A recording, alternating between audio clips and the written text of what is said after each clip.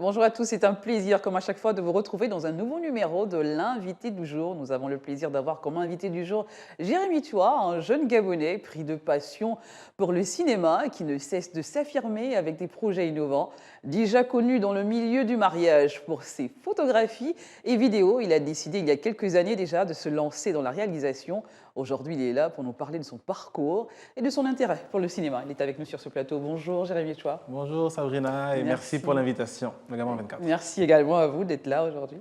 Alors, nous avons dans cette émission, comme ça, un jeu des mots, un jeu de mots. Ça fait longtemps qu'on ne l'a pas fait, mais de temps en temps, comme ça, avec nos invités, on essaie de partager ce moment. Mhm. Je vous donne des mots-clés et vous me dites ce qui vous vient à l'esprit, c'est selon. On y Ok, va? ok, c'est parti. Très bien. Alors, si je vous dis oser, Oser, alors je dirais que je pense que chaque personne sur Terre doit le faire au moins une fois dans sa vie, quoi. Avoir Mhm. l'audace de se lancer, de tenter un truc qu'on n'a jamais fait. Très bien.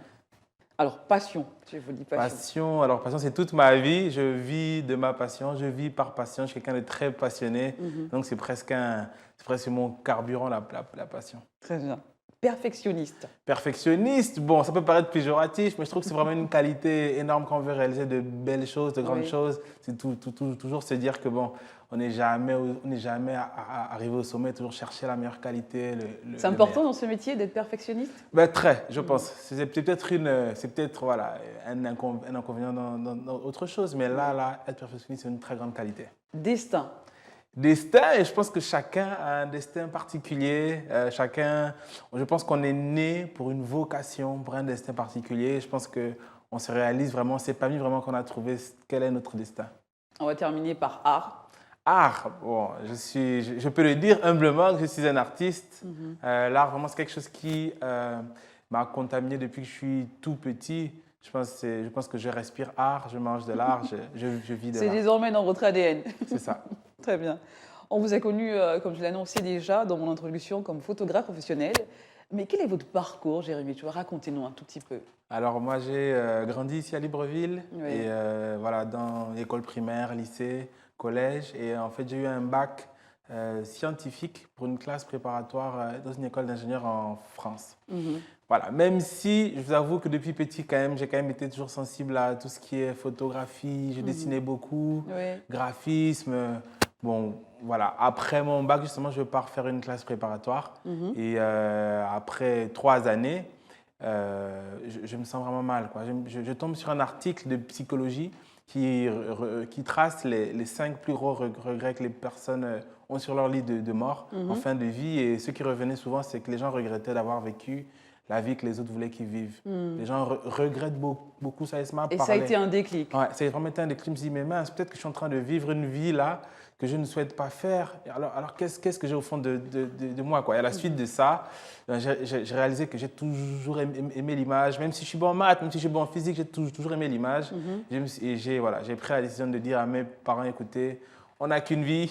Et donc, je vais me lancer dans ce qui me plaît, c'est-à-dire la photographie, l'image.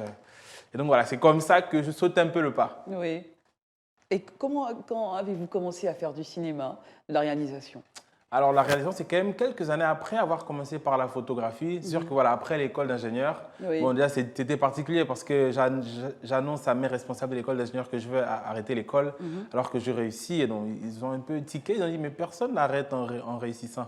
Et donc, bon, je vais dire, au final, c'était un peu tendu, cette partie-là. Mais je me rappelle avoir dit quand même à mon responsable de classe préparatoire que j'arrête là, mais vous verrez dans quelques années, je reviendrai vers vous et vous verrez mon nom à la fin d'un film en disant réalisateur Jérémy Tua.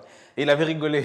Ça avait été un défi lancé C'est ça, lancé c'est à ce ça, professeur. c'est ça, en 2012. Et puis, bon, on va dire 8 ans après, les rêves se concrétisent dans le cinéma. C'est très bien. Et qu'est-ce qui vous a donné envie de passer derrière la caméra et de se dire, non, moi, il est temps que, voilà, j'y vais là, je fonce. Alors, j'ai vraiment toujours aimé l'image. Et donc, je veux dire, pour moi, c'était plus une question de temps, surtout Est-ce une qu'il y a quelque chose de question d'audace. précis qui vous a donné envie d'être de l'autre côté? Alors, il faut dire que j'ai quand même été marqué. Bon, ça remonte, hein, mais j'ai été marqué par un film que j'avais regardé avec mes frères au CCF. Bon, il s'appelle l'IFG maintenant, qui faisait une grande salle de Institut cinéma. français, oui. Voilà, c'est ça. Et c'était Astérix et Obélix, en fait. Oui. Et j'avais 8 ans et l'ambiance, la salle noire, le grand écran blanc, ça m'avait quand même marqué. Et je m'étais dit, punaise, si un jour j'arrive à le faire, ça va À être 8 ans énorme, quoi. déjà, on a déjà cette conviction, on a Ben, ça déjà m'a ce... marqué. En tout cas, Ah ça oui. m'a marqué. C'est resté vraiment profondément en moi, comme le fait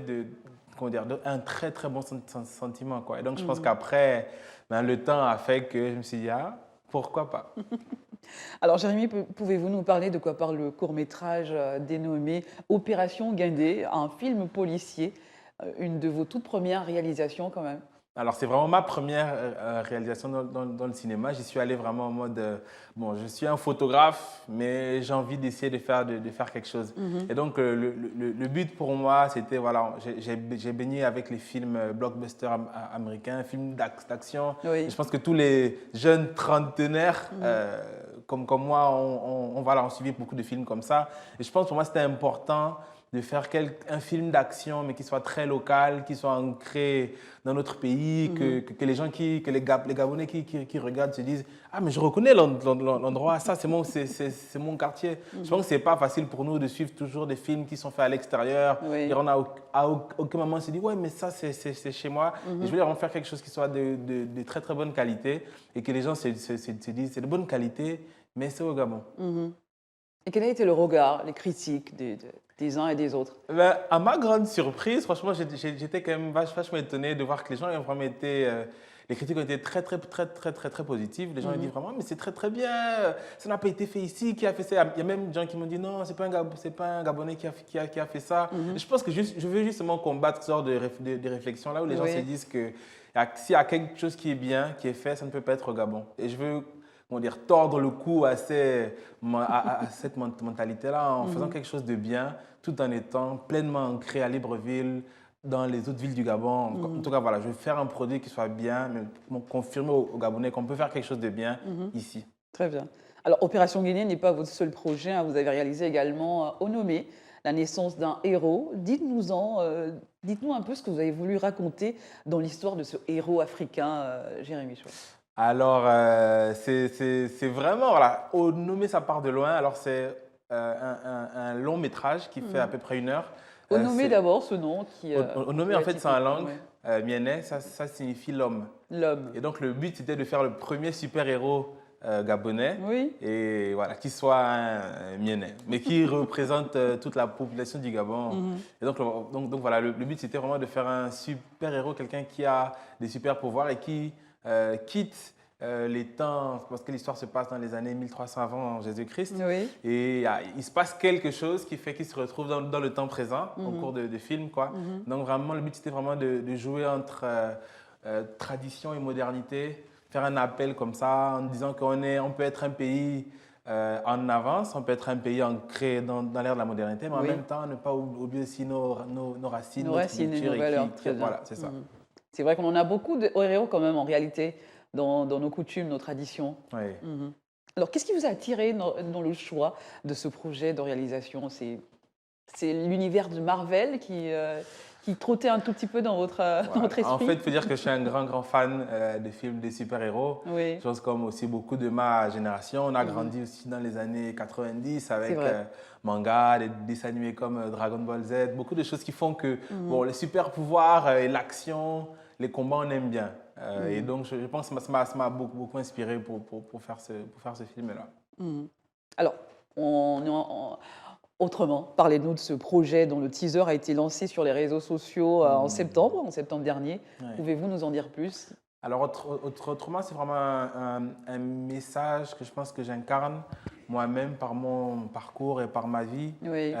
Autrement, en fait, c'est la réponse à la question que j'ai beaucoup entendue ici depuis que je suis né. On va Mhm, encore faire comment? oui. Donc, j'ai décidé de répondre par ma vie Mhm, et par la mini-série de documentaires autrement. J'ai vraiment mhm, envie je voulais vraiment montrer des personnes qui répondent autrement par leur vie. J'ai commencé par moi. mhm, J'ai pas envie d'illustrer le message qui dit faites ce que je dis, mais pas ce que je fais. Je voulais vraiment, moi, le vivre déjà, ensuite le montrer, quoi. Et donc, j'ai du coup pris 5 épisodes pour parler de 5 personnes différentes dans leur Vous retracez parcours. des parcours comme ça de C'est jeunes ça. Gabonais, Oui. entrepreneurs et un peu artistes, un peu partout aussi? Oui, voilà, mais pas qu'artiste. Là, d'ailleurs, il y a prochaine saison qui va venir. Je Oui. ne dis pas de date, mais je veux dire, le but, c'est vraiment de montrer des personnes qui croient en leur vocation et qui sont prêts à se battre pour ça, à se sacrifier, qui sont prêts à oser, de vivre de leur passion, qui sont prêts, Est-ce que c'est même des si... parcours qui vous ressemblent un tout petit peu? C'est ça, c'est exactement ça. C'est vraiment des personnes qui incarnent, qui sortent de cette mentalité défaitiste de dire ah, on va encore faire comment. C'est vraiment des personnes qui Et disent vous n'avez pas on va l'impression faire que autrement. Non. ça a un peu changé, la donne a un peu changé, qu'aujourd'hui les jeunes n'ont plus cette mentalité, que ça commence à évoluer aussi? Mais je pense que nous sommes nombreux, et je le dis souvent, je pense qu'il y a vraiment un courant qui arrive et qui est différent. Je pense qu'il y a beaucoup de personnes qui ont une mentalité différente, même si voilà, beaucoup de nos aînés disent que non, ça ne sert à rien, le pays est par terre, le pays glisse. Mais je pense vraiment qu'à l'échelle nationale, si tout le monde fait quelque chose, si tout le monde se bat, je pense qu'on voit une vraie évolution à Très bien. l'échelle nationale. On va se Chacun dans regarder son domaine. un petit bout d'Autrement et puis on va revenir après pour clore l'émission. À mes yeux.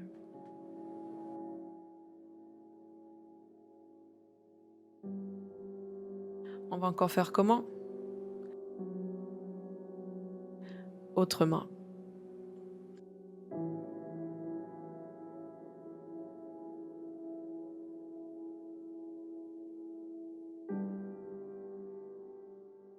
Jérémy, y a-t-il quelqu'un qui vous a toujours soutenu, qui a toujours été là en tant que fan, un membre de la famille, quelqu'un? Alors là, vous voulez que j'ai des problèmes entre ma mère et ma femme. Je dirais que voilà, ma mère m'a toujours soutenu depuis que je suis né Oui. et ma femme vraiment fait un travail Votre femme qui est exceptionnel. également dans la réalisation? Alors non, elle n'est pas, elle n'est pas de la réalisation. Ah, d'accord. Pas du tout. Elle est, Pas du tout. elle est dans le sport. Dans le sport. Et donc, mais comment dire, elle m'a aidé coûte que coûte, quoi. Elle n'a pas hésité à investir financièrement, elle n'a pas hésité à me remplacer, à m'aider à attraper des caméras, alors que c'est pas du tout Mais votre son mère domaine. reste tout de même votre première fan dans tout ce que vous faites. Oh, ma mère, c'est quand même une spécialiste, ouais. En tout cas, je veux dire, même si pour comment dire, le fait de choisir et de changer de voie n'a pas été facile pour mes parents, je pense que pour les deux, ils ont vraiment été les premiers à me soutenir Très bien. et à m'accompagner malgré tout. On va terminer par vos projets, vos futurs projets, vos perspectives. Où en êtes-vous aujourd'hui, Jérémy Chouard? Alors, il faut dire qu'avant, j'étais très centré sur mes propres projets, mais aujourd'hui, vraiment, je suis vraiment prêt à travailler sur d'autres projets cinématographiques, à aider des camarades, des amis. Oui. Et je Et pense partager même, cette passion. Voilà, et je pense même important parce que je crois qu'il y a vraiment des noms, je pense qu'ils vont être, une nouvelle génération de personnes, Pierre Secaldi, Samantha Oui. Bifo, Amédée Nkoulou, Oui. Marco Chico, c'est vraiment des personnes à suivre, qui vont faire quelque chose de très très bien. Et donc voilà, j'essaie de travailler avec eux sur leurs projets et les accompagner autant que je peux, avec la maigre expérience que j'ai. Samantha Buffo, que nous avons reçu également sur ce plateau. Gabon Ah, 24. énorme. Bah, merci Jérémy Chouard d'avoir été notre invité du jour sur Gabon 24. Merci beaucoup. À très Sabrina. bientôt certainement avec des nouveaux projets. En Avec attendant, grand plaisir. Si Gabon 24 me réinvite, je me ferai un plaisir de revenir. ce sera toujours un plaisir renouvelé. Merci. Merci à vous d'avoir été de nôtres. L'émission se termine. L'invité du jour était Jérémy Chouard, ce jeune réalisateur avec plein de talent et qui a beaucoup de choses, beaucoup de cordes à son arc également. À très bientôt. L'aventure se poursuit avec un nouvel invité, toujours sur Gabon 24.